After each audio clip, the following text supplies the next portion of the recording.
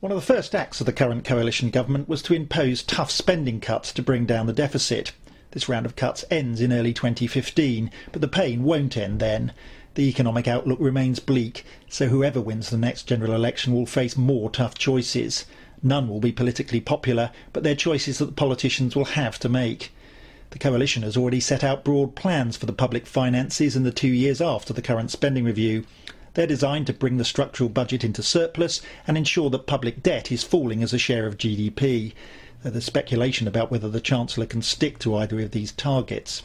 The most common way to measure the size of public spending is as a percentage of overall GDP. This chart shows that under current plans, total public spending in 2016-17 will be 39% of GDP, down from a little over 42%. Welfare spending will be only slightly lower than now, and debt interest payments will be slightly higher. That puts services like the NHS, education and defence in the frame for more cuts, and there'll be larger cuts than now. The first column in the table shows that if a 3.8% cut was applied to all government departments, the NHS budget would fall by nearly £8 billion, and education by nearly £4 billion. However, as the second column shows, if the NHS and international development are protected as they are now, cuts to other departmental budgets would be larger. For example, cuts to the education budget would nearly double to £6 billion. Currently there are no plans for how these cuts would be implemented.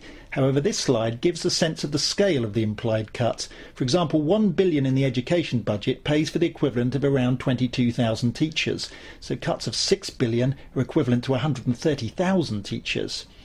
In his March budget, the Chancellor said to avoid cuts on this scale, welfare spending would have to be reduced by £10 billion.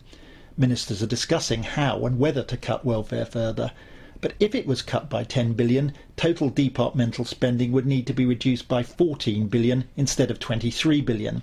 By way of illustration, the cut in the education budget under this scenario would be £3.7 billion rather than £6 billion, assuming that the NHS budget is still protected. Quite a difference.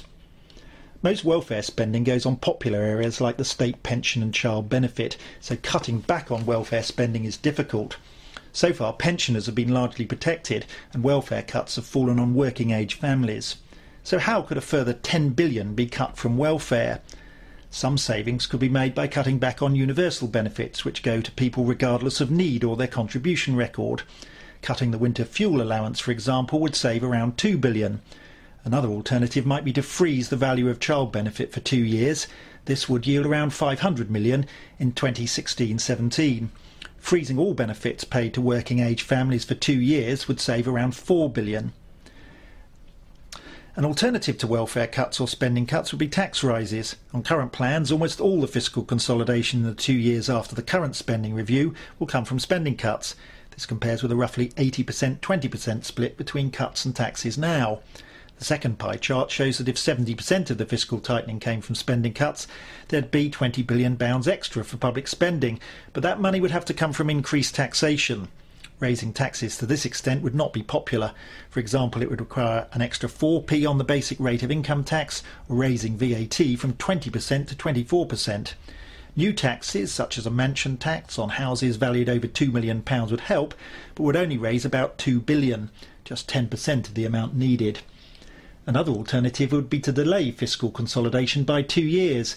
Again, it would generate an extra £20 billion in 2016-17 compared to the coalition's current plans. This extra money could be used to reduce the pain elsewhere. The downside is that spending cuts would be extended by another 2 years, up to early 2019, just 1 year before a possible election in 2020. And because the deficit would not be eliminated until 2 years later, borrowing in those years would be higher, feeding into slightly higher levels of debt. So to summarise, the coalition's fiscal plans for 2016-17 imply large cuts in departmental spending, affecting services like the NHS and education, and cuts would be larger still in other departments if the NHS budget was protected. Departmental cuts would be smaller if welfare spending was also reduced, but this is difficult to achieve without cutting back on popular benefits. Taxes could go up, but options like a mansion tax raise too little to have a significant impact.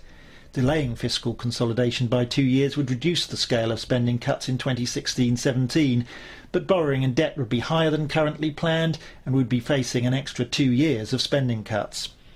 In this analysis, IPPR is not advocating one particular set of solutions over another.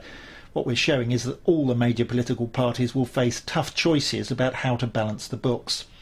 And it's important that these challenges are widely understood and discussed in the run-up to the 2015 general election, because they will directly affect what our public services look like, how much tax we have to pay, and the level of support we can rely on from the welfare system if we need it.